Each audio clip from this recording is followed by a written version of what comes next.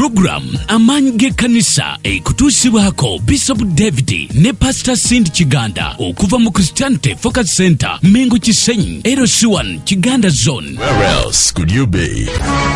Now you have it. The voice of choice. Keep it locked on 93 Kingdom FM. Is Sani Kidezi Nayo. Matayo munana abiri mu 3. Njogera ku bukulu bw'okugenda ne Yesu mu lugendo lwo. Obukulu bw'okubeera naye mu lyato lyo. Bassebo ne bannyabo mu bulamu buno okuva ku lunaku lwalokoka kikulu nnyo okukitegeera nti buli lugendo lwonna lw'okola mu bulamu buno, buli venture yonna gy'oyingirira, buli project yonna gy'oyagala okukola, buli buweereza, buli business, buli kyonna ky'oyingiramu kyandibadde kirungi oyingiremu ne Yesu. Kituufu gy'oyagala ogenda okusuubula omanyiyo. Kituufu ne visa wandibanga ogirina ekutwalayo.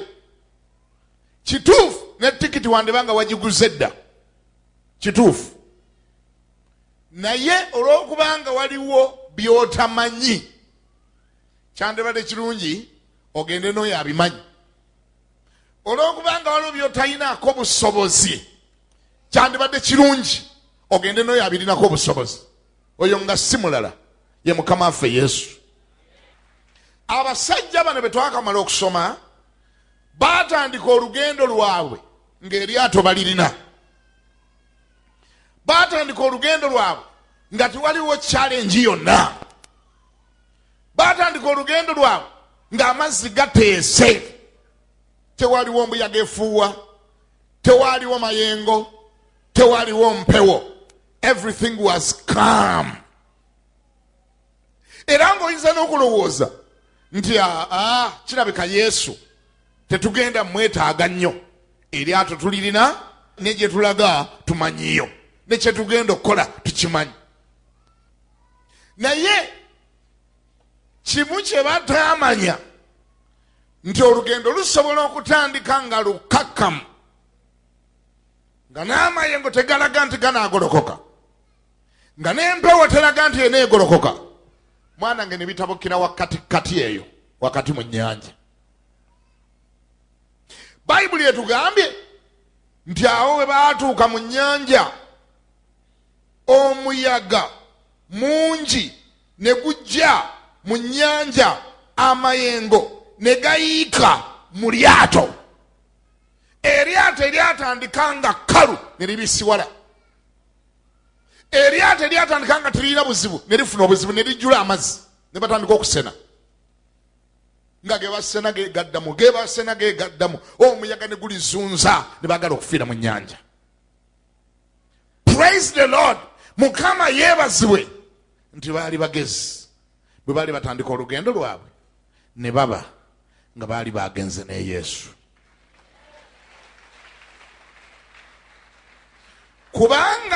Kubanga tebagenze ne Yesu baali bawedde. Abaana ba Katonda mirundi emeka gye tukoze ebintu Yesu ne tabimugattamu. Yesu n'afaanana nga tajja kwetaagisa. Yesu ne tutamugambako. Yesu ne tutagenda naye. Yesu ne talaba bwetaavu bwe. Ate abalala tutandika naye ne tumugoberamu wakati kati eyo. Eryato liba lyakatambulako n'omuga nti Yesu fuluma. Fuluma ndabika sikyakwetaaga nnyo. Kale yawuŋŋamba nti mugoba ddi. When do I chase him out of my boat? When? Nga sijjukira nga nali nkikoze. Abazungu bagamba actions speaks louder than words. Nti ebikolwa bireekaana nnyo okusinga ebigambo. Ebikolwa. Yesu oyinza obutamugamba nti fuluma eryato lyange, fuluma bizinensi yange, fuluma obufumbo bwange, fuluma olugendo lwange oyinza obutakyogera naye ebikolwa byo nga byakyogedde dda engeri gye weeyisaamu watandika naye ng'olinga alaga nti omwetaaga watandika naye ng'olinga alaga nti omwagala wandyagadde abibeeremu then engeri gy'obehavingamu enkolaganayo naye nebange maze omugoba either behaviors zo eneeyisaayo engeri gy'omussaamu ekitiibwa nemugoba eŋŋendo zonna zetukola bassebo ne bannyabo twetaaga Yesu. Lwaki?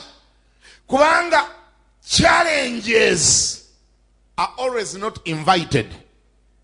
Challenges is booking appointment. Challenges do not book appointments. Challenges are always not written an invitation letter to come. They are not invited. They just show up. Guno omuyaga tebaguwandikira bbaluwa. Tegwa booking appointment. Tegwa bagamba ko nti nzijanga 18 ogwokuna essaawa 5 n'eddakiika 23 nedda. Ate challenges mu bulamu buno is part of life. Ekyabalokole bangi tebagala kiwulira. Ebitusoomooza kitundu ku bulamu obwa bulijjo, day to day life. Era kikyamu okulowooza nti nga bwe walokoka kewamala n'olokoka tokyaddamu kufuna challenge yonna. Obwo bulimba era nze enjiri sigibuulira.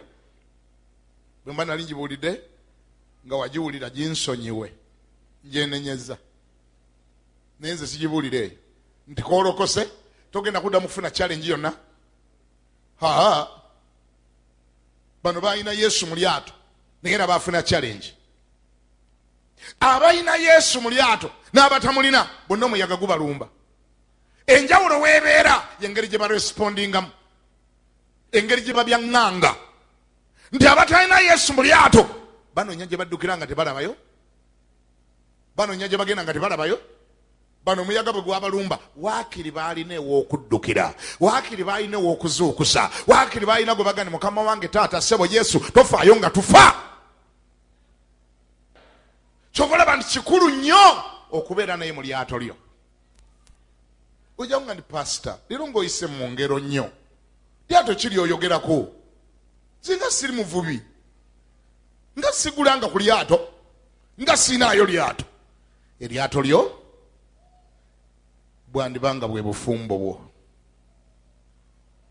Kama ebazube bwandibanga bwe buweereza bwo, yandibanga ye bizinensi yo, yandibanga ye kariya yo.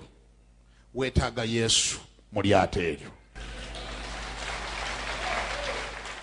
Lwaki lyetaagamu Yesu? Kubanga mpuliriza, waliwo by'osobola, waliwo ne by'otasobola. Bw'obanga kyetagisa kuba nkasi, awo wandibanga osobola okuba enkasi eryato litambule. Naye omuyaga bwe gunaalumba eryato eryo wandyetaaga okuzuukusa Yesu akuyambe. Bw'oba wamulekayo ng'ogamba tekyetaagisa nnyo. Naye nga bimeka bye tukoze, bimeka bye tutandise, ne tubitandika mu ngeri eraga nti Yesu teyeetaagisa nnyo. Engendo mmeka ze tugenzeemu nga tetumugambye nti atagendako nange. Bintu bimeka bye tutandise notamugambako nti Yesu nkitandika naye ndabika nja kwetaaga mu maaso awo Yesu nandikwetaaga. Nkubegayiridde taata, saagala genda nzekka, njagala gende naawe. Eryato wandibanga omanyi okulivuga era nga wakuguka nnyo mu kugavuga. Naye twala Yesu mu lyato lyo, twala Yesu mu bufumbo obwo, genda naye. Kubanga oyo omwana mulenzi akugamba nti ekyaki teyeetaagisa nnyo, omusumba teyeetaagisa nnyo, ekikulu nze nkulaavinga naawe ondaavinga. Kati ebyekyaki bye byaki? Oyo ayogera ebyo ng'akuyita ddiya, akuyita swiiti, toffee, ice cream, fene, lumonde omuganda. Oyo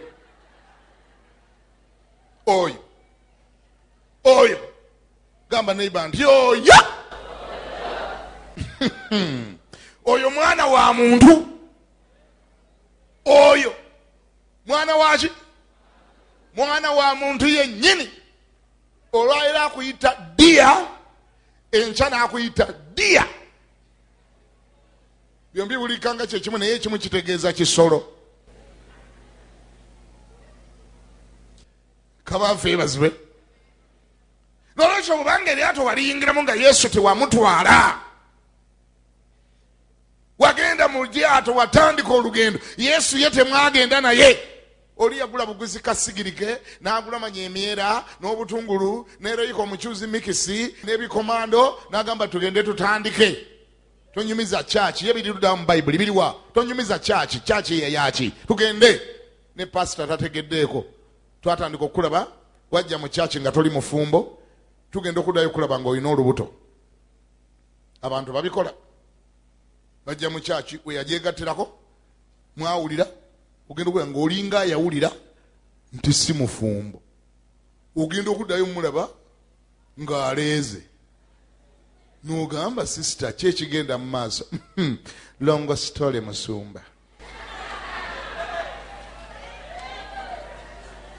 n'omugamba ogambye longo story oba wrongo story otegeezezza ki sitegedde bulungi. Is it a long story wrong story? Musumba era byombi.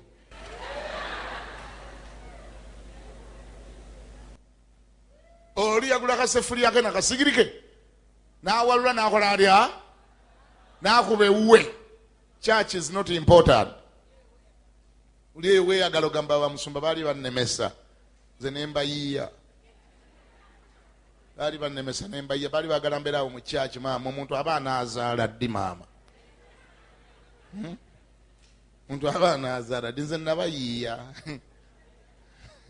webale tuyiiya gambo yakune ndi webale okuyiiya wayiiya nnyo abamu bayiiya bakyusa na church olukole benaku zino bagezi nnyo bakyusa church bwalaba bano banabuuza ebibuuzo bingi ng'agenda mundala bayita abalokoka nga addamu alokoka n'olubuto lwe ate owo olubuto omubuuza nti lwani omuntu ava mu mazzi ng'omubuuza nti otobyeki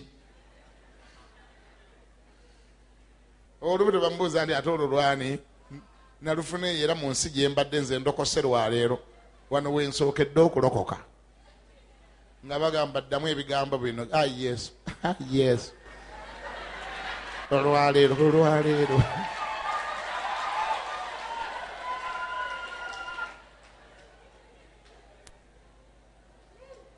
waluganda ng'alokoka buto mweno mumanyi wa myaka 8 mu kulokoka ab'ekyaki yeri gye balaze bamuyita new convent new convent bannanga bakalokoka muwanike emikono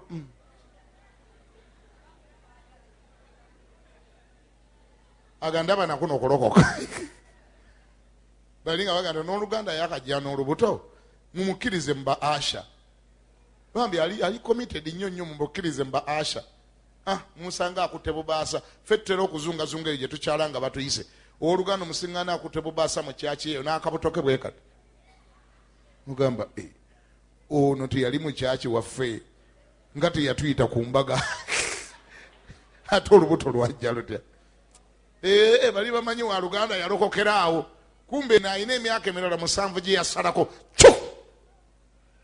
n'agikuba mu kasonda n'addamu buto.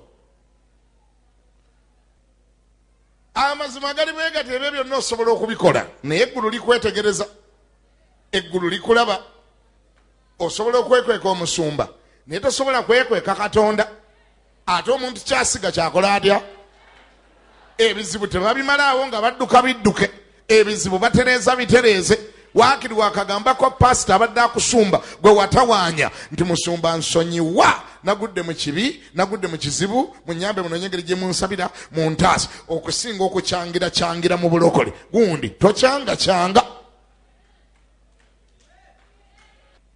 weetaaga Yesu mu lyato lye bayita bufumbo nga butandika oli mukaliremu omugambe nti naye muntu gwe singa obadde onjagala obanga owulira onjagala toyonoona nkolagana yange ne Katonda mbonyebonye ne Katonda mbonyebonye n'obulokole ntambudde n'obulokole nsasudde omuwendo simanyi owulira rekodi yange ebadde nnungi emyaka gyange 2-3 ngimaze ne Yesu nga ntambula naye nsasudde omuwendo obanga owulira ddala onjagala lwaki ekyo kyo tokyagala lwaki toyayana kundekera nkolagana yange ne Katonda ebeere nnungi bw'oba owulira onjagala mpasa mu ngeri entuufu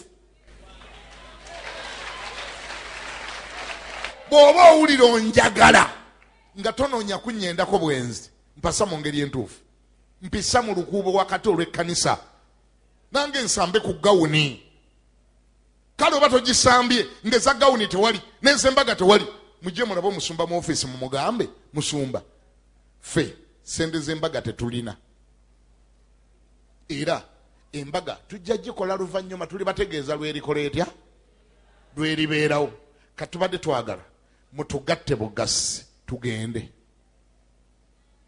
ne bestman tetulina ne metron tetulina n'emperekeze tetulina n'emmoroka z'embaga tewali bulaza yapangisiza bodaboda kwagenda okundeetera mumale okutugatta tusimbule tugende eka tulabe bwe tutaazaale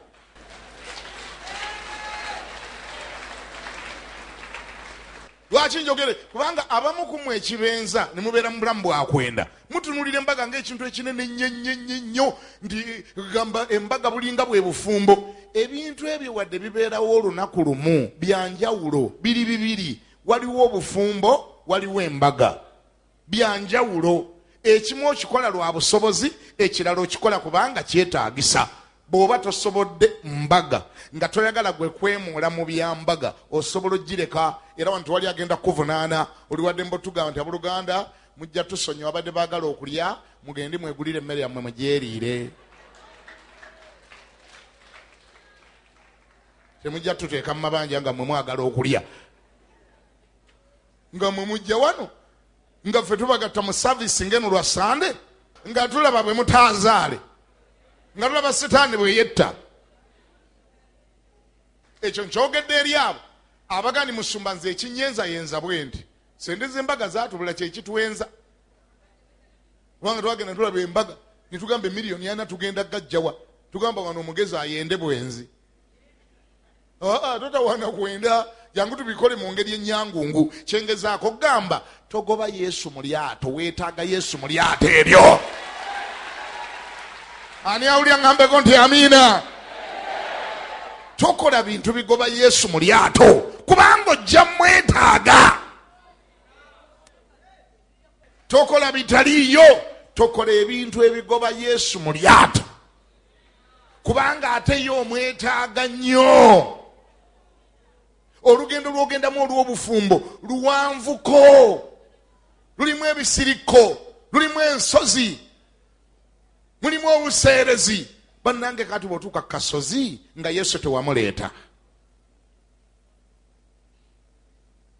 ani yagandi waliwo olugendo nga lw'omuseete gwokka nga mujja genda paka okuva paka Mombasa maama nga gubadde museete mwereere olwo olugendo tebalukolanga buli lugendo mulimu ku busozi mulimu obuserengeto mulimu ebisiriko oluusi etonnya oluusi musana olula mulimu ebinnya olula mulimu byonna bisiŋŋaanibwamu kyova olaba ng'abavuzi b'emmotoka abakozi b'emmotoka ab'amagezi emmotoka baziteekamu n'ekajjiya ke bayitaani kafowiiru bakateekamu kafowiiru bakateekamu onu papas nga bagamba just in case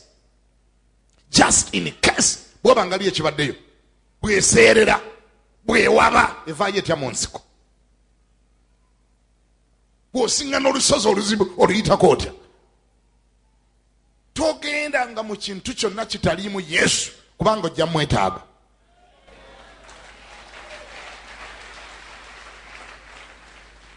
naye wali agadde otuuke mu mbeera nga woomuyitira n'omugamba Yesu taata kikino kiringa ekigaana ng'ayawunga mangu n'avaayo nagakiriwa n'alagira omuyaga nti sirika teeka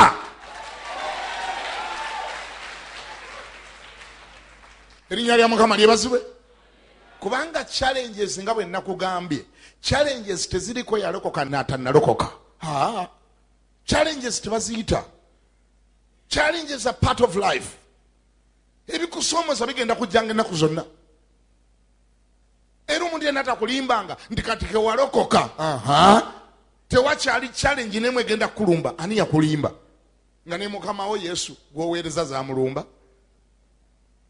ne Yesu gwosinza zamulumba, era teyavanga ku maviivi. What makes you to think nti kewalokoka buli kimu kyaggwa? Nolekyo bootegedde ni challenge zigenda kukulumba, zeetegekere nga Yesu omusiba wano ng'alinga musipi. Yesu omwana omu yagaa nti Yesu akubeerere nga mobile phone, woobeera weebeera. Totaŋŋana naye, leka mulyato abeeremu. Omuyaga bwe guba tegusituse, muleke awummule. Amayengo nga tegaliyo, muleke awummule. Webijjirayo omutwe, kubanga wayita naye. Wakola otya? Wayita naye mu bizinensi eyo bw'ali ogikola. Wayita naye ku mulimu ogwo. Ngambira neiba nti ku mulimu ogwo mwatandika naye. Omanyi waliwo bannaye lw'omanya nti omusajja ngenze naye ku mulimu guno, kubanga nagusabye nga mmaze kusaba, nengenda okukola interview namaze kusaba. Interview nagiwangudde lwa Yesu, bagumpadde lwa Yesu. Naye babanga omulimu bagukuwadde lwakusooka kwebaka na boosi. Boosi yakebedde mu mpapula zo bw'ati nga teziwera. Naga naye empapula zo nga teziwera bulungi. Empapula tewasoma bulungi, naye tusobola okukola top up. No topping up ne sexy. N'omuwa sexy ng'otereeza empapula ezitaawera. Awo Yesu tumugenze nayo. Gw'ogenze, Yesu tagenze. Eryato gwo lirimu wekka, Yesu taliimu. Kati challenge weeri wali mu maaso nga gutabuka. Waliwo ayagala okukulemesa, waliwo akwesimbyemu, waliwo agandi akawala kano kekabbye sente ezabadde wano, waliwo agandi ekifo kyakyagala. N'olyoka oddukoddeyo ku maviivi ewa Yesu n'omugamba Yesu, omulimu guno Yesu gwe wagu.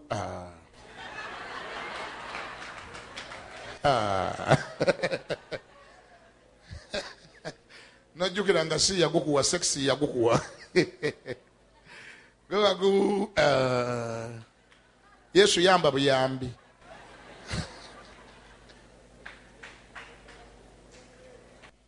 Nze ndi wano ekyandese kulabula, tosimbula nga togenze naye. Naye ate bw'omala okusimbula n'ogenda naye, muleke mu lyato mu linnya erya Yesu. Kola otya? Kyogere nkiwulire, kola otya? Muleke mu lyato, kubanga okyamwetaaga. Ngambye ojja mwetaaga. Bulaza ayakujja mu church bwedda nga awunya sigala, ng'omanya nti kirabika enkuba yamukubya Adamu n'afotooka. Atandika okwogera oludikya, otandika okulya by'otakyategeera. Hakomawo awunya perfume z'ataagenze nazo, esaati nga zakyukidde eyo, ayaddanga ku 3 kakuyita sweetheart. Mwamanya bwe natandika okudda ku 8, ate n'omugambako naga nti bw'oba ombuuza nnyo gye nva nnyinza okuddayo. Ate oba okyabuuza bubuuza wa gye nva, ate ogenda kubuuza nnyo bwe naamalayo 3 nga sikomyewo. Naye nga wamujja mu church nga bw'atandika bw'atyo okusaba, ayogera ennimi n'omulaba nga ayuuguma namu bw'ati. Ayogera ennimi n'okuyuuguma n'akola atya? N'ayuuguma namuluganda bannange, ono omwana alabika ajjudde omwoyo ono bannange. Olabirawo butadda, olabirawo ng'akyukakyuka, ng'atabukatabuka, abadde awunya sigala ng'akoma ng'awunya omwenge. Nuga bulaza ogenda kugwira ddala, naga ndi obuuza kumanya. Awo si we beetaagira okwowola Yesu awo. Awo eryato liba teritandise okutabuka. Awo si we bamuyitirawo. Kubanga bamuyita baga, Mukama wange tofaayo nga tufa. Naawe awo ogendera mu kasonda n'ogamba Yesu tofaayo no nga ntabukako atandise okunywa omwenge. Obwo bwe bubaka bwo. Weefulire kopi ya DVD, VCD ne audio CD. Obubaka buno busange ku Focus Media Sales. beerako buli lwakutaano essaawa 3:30 paka essaawa 4 ez'ekiro ne ku lwomukaaga essaawa 1:30 paka essaawa 2 ez'ekiro wano ku UBC Woka. Zino ze programu zaffe eza buli wiiki wano ku Christianity Focus Center buli lwa Sunday okuva ku ssaawa 12 mpaka ku ssaawa 2 ez'okumakya ebeera Bible School okuva ku ssaawa 2:10 ebeera Morning English Service. Olwo ku ssaawa 4 mpaka ku ssaawa 8:30 ebeera Main Service. Ku ssaawa 10 mpaka ku ssaawa 1 ebeera Deliverance Service. Midweek Service buli lwa kusatu okuva ku ssaawa 11:30 mpaka ku ssaawa 2 ez'ekiro. Lunch Hour Service Monday mpaka lwakutaano okuva ku ssaawa 6 mpaka ssaawa 8 Nakasero ku Stay Lunch Hour Building opposite Nalula Arcade. Tusange Mengo Kisenyi LC1 Kiganda Zone. Okumanya ebisingawo weereza obubaka ku email address cfc@christianityfocuscenter.org oba osobola okuba ku simu noti 425 Christianity Focus Center, the solution ground. Where else could you be? Now you have it. The voice of choice. Keep it locked on 93 Kingdom FM. It's Sunny Kidesinayo.